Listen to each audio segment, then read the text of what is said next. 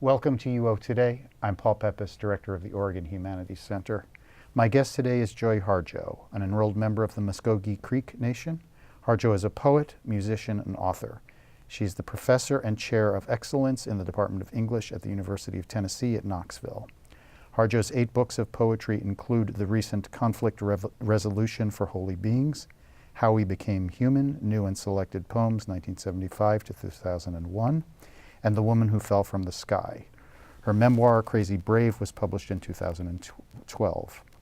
She has been the recipient of the 2015 Wallace Stevens Award from the Academy of American Poets for Proven Mastery in the Art of Poetry, a Guggenheim Fellowship, the William Carlos Williams Award from the Poetry Society of America, and the United States Artist Fellowship.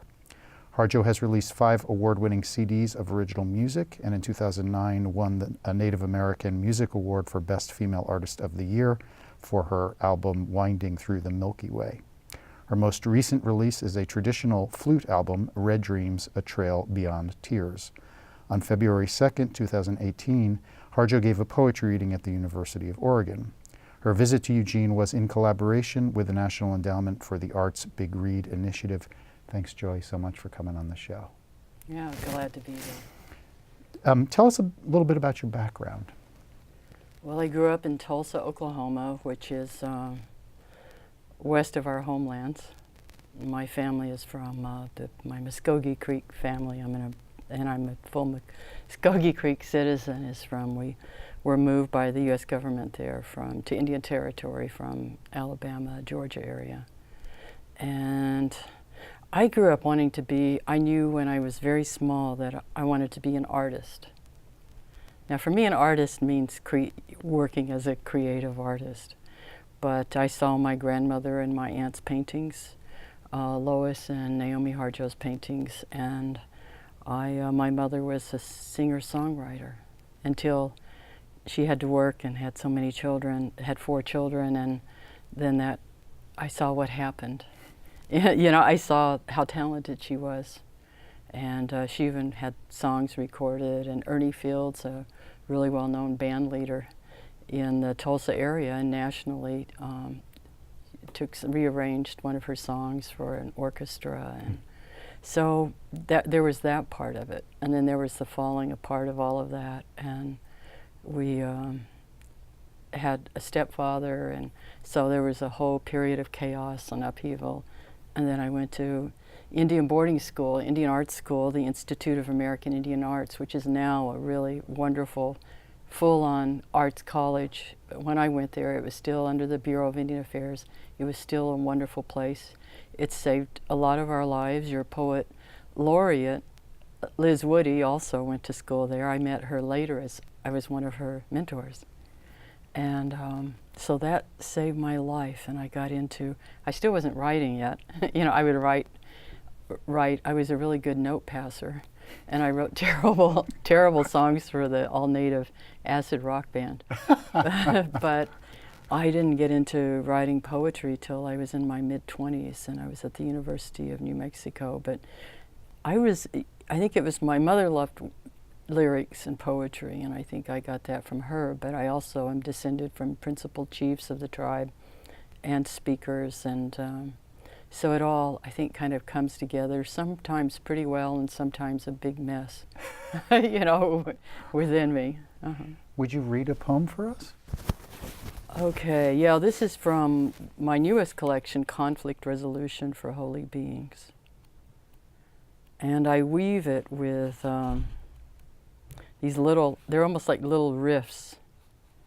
And like here's the one that opens it.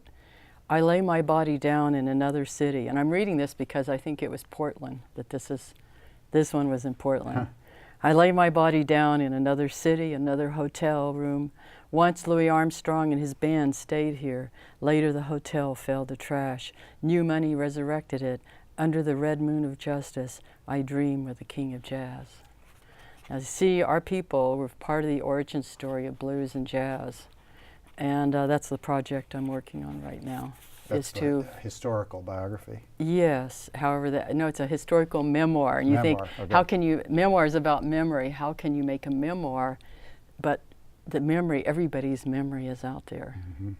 And it's also going to be about things I want that I think the kids should remember. So this is called This Morning I Pray for My Enemies. And whom do I call my enemy? An enemy must be worthy of engagement. I turn in the direction of the sun and keep walking. It's the heart that asks the question, not my furious mind. The heart is the smaller cousin of the sun. It sees and knows everything. It hears the gnashing even as it hears the blessing. The door to the mind should only open from the heart. An enemy who gets in risks the dangers of becoming a friend. Thank you. You alluded just before you read the poem to the importance of speaking to the young. Mm-hmm. You've spoken often and written often about the responsibility of poetry and poets. Mm-hmm.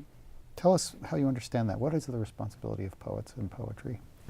My understanding, when I first started writing poetry, I was very lucky. I was at that point where like multicultural, you know, the realization is that, well, we are a lot of people here, you know, Mm-hmm, mm-hmm. and there are natives here in this country.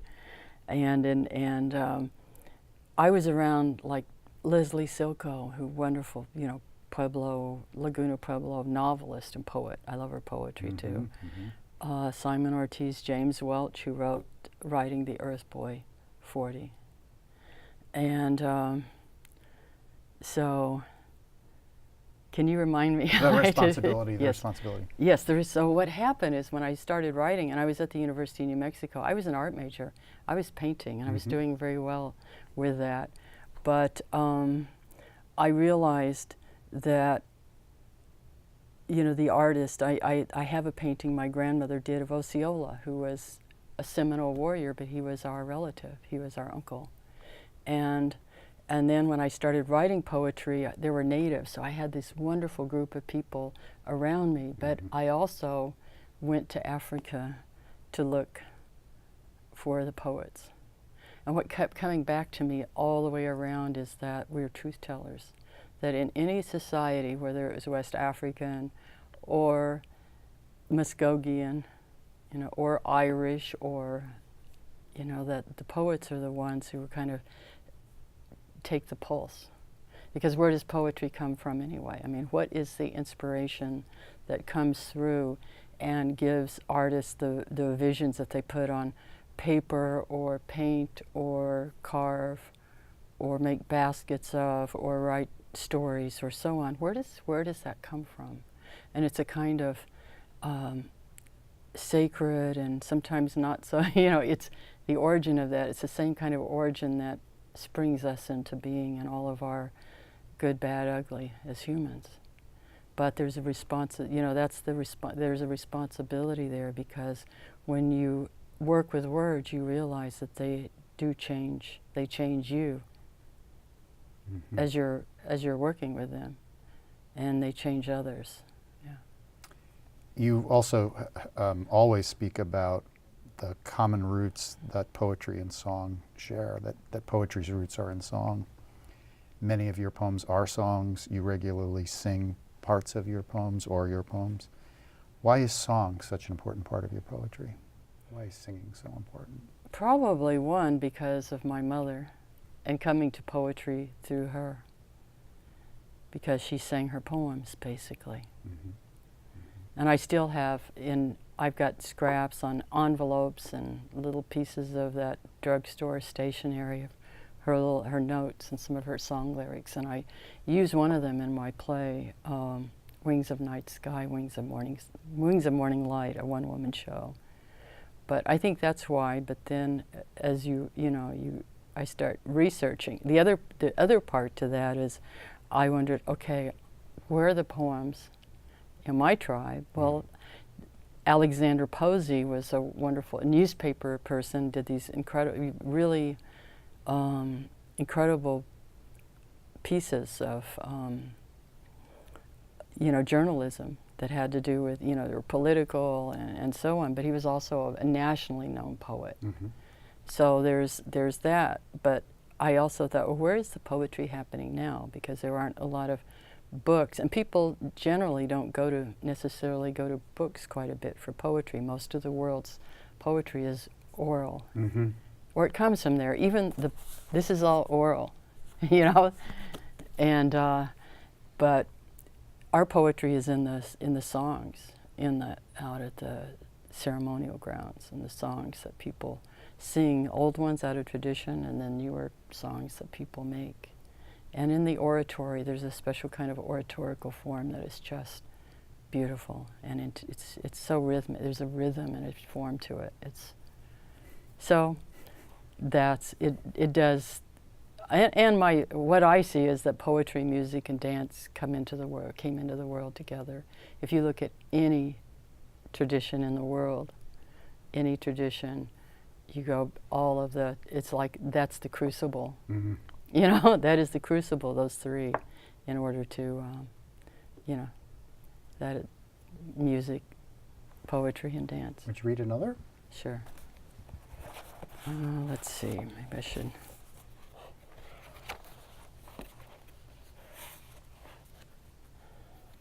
Well, this is Eagle poem. And it was actually given to me by an eagle, but I don't say that. Years ago. But then when you get a little older, you say what you want to, because you've earned it. You know, I've earned my poetic license. To pray, you open your whole self, to sky, to earth, to sun, to moon, to one whole voice that is you. And know that there is more that you can't see, can't hear, can't know, except in moments steadily growing. And in languages that aren't always sound, but other circles of motion. Like eagle that Sunday morning over Salt River, circled in blue sky and wind, swept our hearts clean with sacred wings. We see you, see ourselves, and know that we must take the utmost care and kindness in all things. Breathe in, knowing we are made of all this, and breathe, knowing we are truly blessed because we were born and die soon within a true circle of motion. Like eagle rounding out the morning inside us, we pray that it will be done in beauty, in beauty. Such an amazing poem. Thank you for sharing it. Your work can confront some of the most horrific aspects of American history and of human behavior. Yet your poetry, as in this case, always works the magic of transformation and elevation. Where do you find the strength for that hope in the face of the history and the reality that you confront? I don't know. I'm wondering about that right now, because all of the signs, I mean, what is it, almost 60 degrees out, and you know, we all know what happens. You know, we're not separate from how the world, the biology of the world. If there's a fever or illness, there's that kind of fluctuating. There's a fluctuation in government, there's a fluctuation in land. The government is very ill. The people, when you get that kind of division, when people are no longer speaking to each other, but you know, actually making policies to force or to hurt other people, there's a great illness. And it comes out of, I mean, there's certainly a basis for it in this country, maybe all around the world, with the unrelenting wars. Every religion has major responsibility for wars that have destroyed millions of people. Nobody is without blame. Mm-hmm. And so we're watching all of these, and I think we all are, and everybody's a little on, you know, heightened alert, just like in Hawaii where they had that false alarm. It was, but it wasn't. Mm-hmm. It was something for all of us to pay attention to, because we're on heightened alert. And so I know a lot of poets and artists are, you know, we're all talking about it. Well, we were talking about that in the circles years ago, where the people who know things warned us that this was going to happen if we did not take care. So I don't know. What's emerging in me is how do I, with all of these, I have a lot of grandchildren and now great-grandchildren, and then I married, and now it's doubled, you know. But then they're all, I mean, I have young people I've helped mentor. They're my children. I call them my poetry children, mm-hmm. or all, you know, they all are. And I think, how do we help make a way for So, you know, we're all going to be changed. I was thinking, what's going to happen to our collective mind when some of these unthinkable changes happen? You know, what do we do to prepare? And how do we stand strong knowing that ultimately, in the end, there is only love? That ultimately, no matter what kind of atrocities. And I don't know. I think a lot. I've been writing work that comes out of the area. You know, I came back for that job because Knoxville was where my grandfather, Manawi, who fought against the illegal move, and it was very much like the so-called leader we have now, the same thing where, you know, the law says one thing and they say, you know, I'm not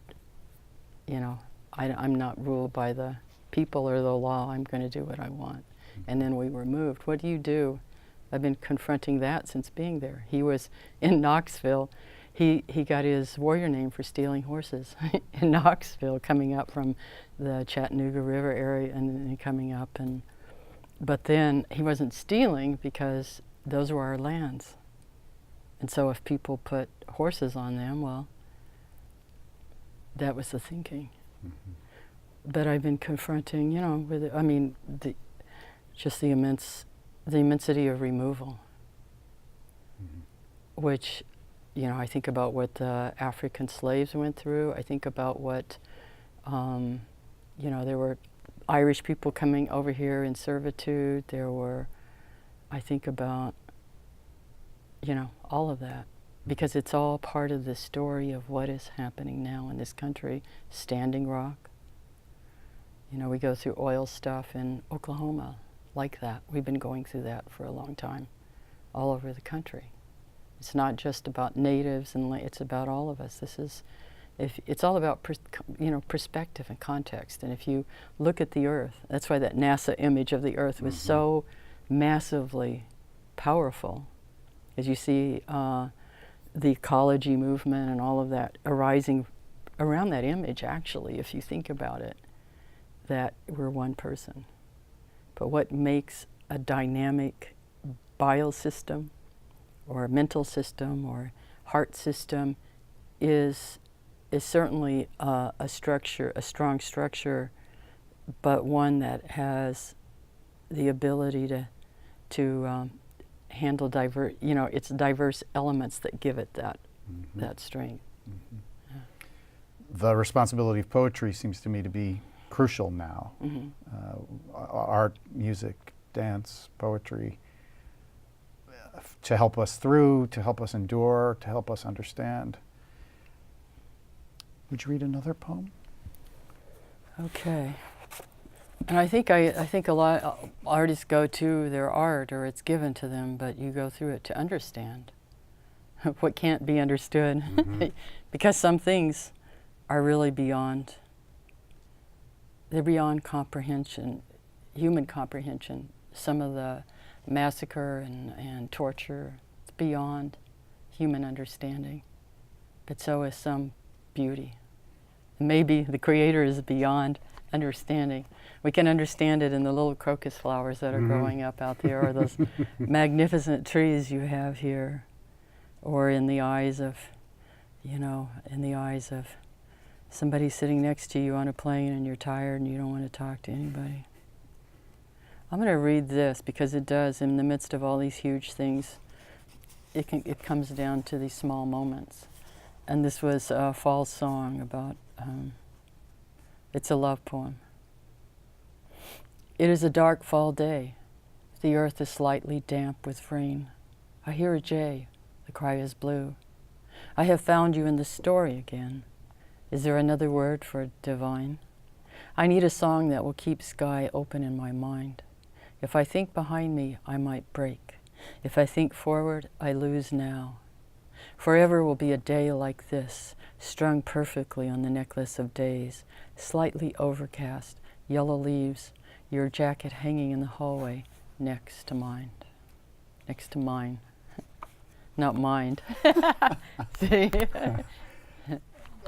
You are, in addition to being a prolific and celebrated poet, you're also an award-winning jazz musician. How do you understand the relationship between your poetry and your jazz? I mean, obviously, I know you often perform them together. How do they work together for you? Well, I'm not technically a jazz, but I think anybody that gets a saxophone and likes to improv is going to be jazz. The jazzers would say, you know, but those borders are permeable. Mm-hmm. And I love jazz, even though it terrifies me. But it's you know what I love about it, because there's ways you can travel, and there's so many layers and ways that you can maneuver than you can with other song forms. Why does it terrify you? Oh, because I know everything I don't know. Ah. And that's in that more than any. I tend to think that way. I think about all the things I need to know. But I think, you know, it's an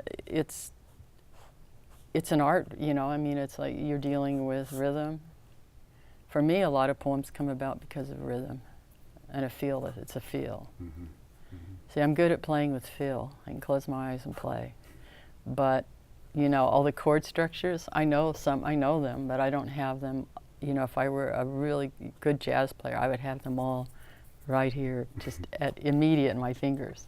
And I'm kind of a, I play what I feel person. But I study my skills. I play. I practice.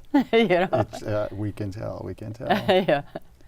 You're visiting Eugene as part of the NEA Big Read project. What do you know about that, and why is it something that you wanted to participate in?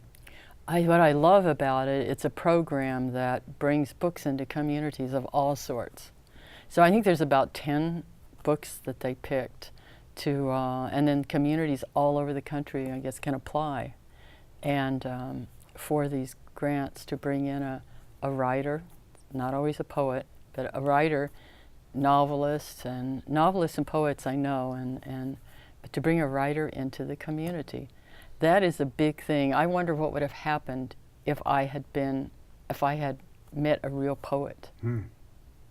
Because my image of a poet had nothing to do with me when I was a little kid. You know, you didn't have this, even the slam poetry thing that, I wasn't part of it. Mm-hmm. The poets were dignified men on the other side of the ocean, and then there was the rogue Emily Dickinson. But I didn't even know about my relative, even though he was in anthologies, but we didn't know about Native poets. We didn't know any of people in the community who were poets. So as a kid, that would have blown my mind, just like being taken to the orchestra, blew my mind. It was like, this is so cool, you know, but so it's a really wonderful thing, and I've gotten to go to, went to Flagstaff. One that really touched me, of all places, it was in Poughkeepsie, New York. And they had like all of these events, and I wound up one day, I did 3 assemblies just packed with kids. And I've done assemblies before. Usually I say no. At this age, I say no, because of an assembly I was brought into where everybody, it was like they came in and dumped the kids and left them, and nobody knew what I did. I had to work it. I got the audience with me, but I had to work it. But here it was like this huge conversation with kids, and we all had a good time.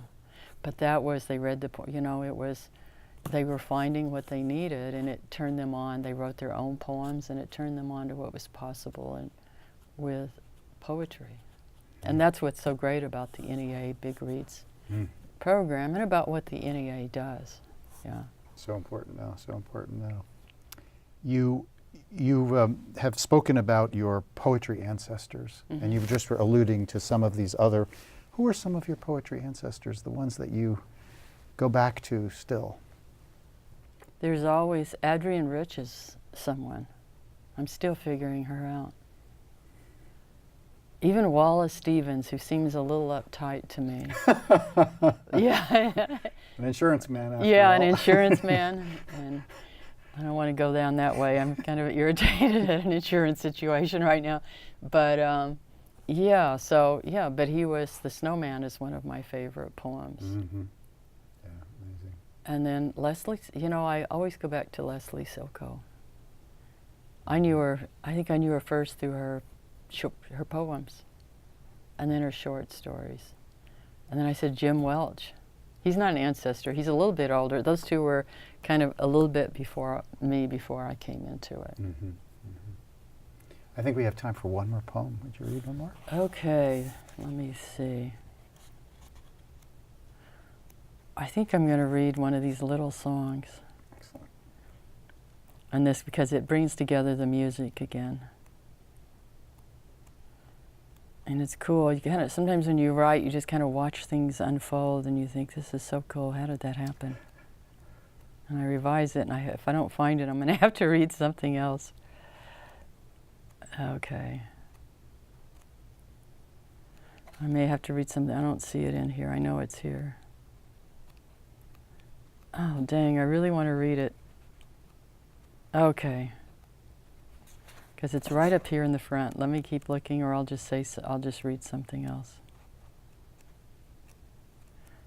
Okay, if I don't find it by the time.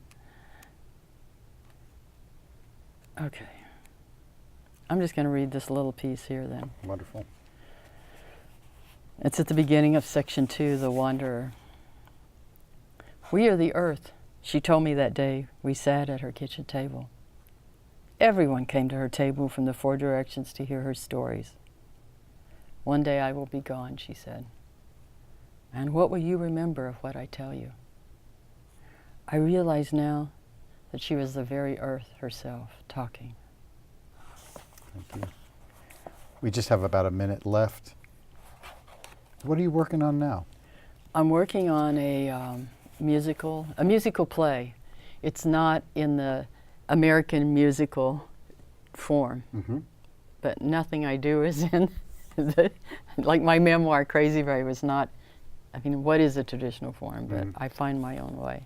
But it's musical. And it's the story of a young Muscogee man, about 19, 20, 21, who is a poet musician in our community, who comes from a family who's worked for native rights, and he has a band. He doesn't play saxophone, he performs music, and it really bothers him that he knows that we have a part in the music, but he doesn't know, because he goes to ceremonies, he also goes to the church thing, a lot of people do, and then there's something missing.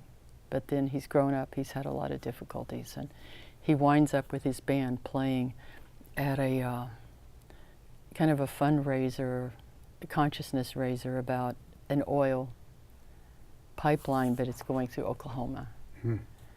And they're playing and the police surround them, and he's shot. I'm going to have to stop you there. Okay. One more time. Oh, I'm sorry. We look forward to it. No need to apologize. Thank you so much, Joy, for taking the time to speak with us today. I've been speaking with the poet Joy Harjo. She gave a poetry reading on February 2nd, 2018 at the University of Oregon. Her visit to Eugene was in collaboration with the National Endowment for the Arts Big Read initiative. Thanks so much for watching.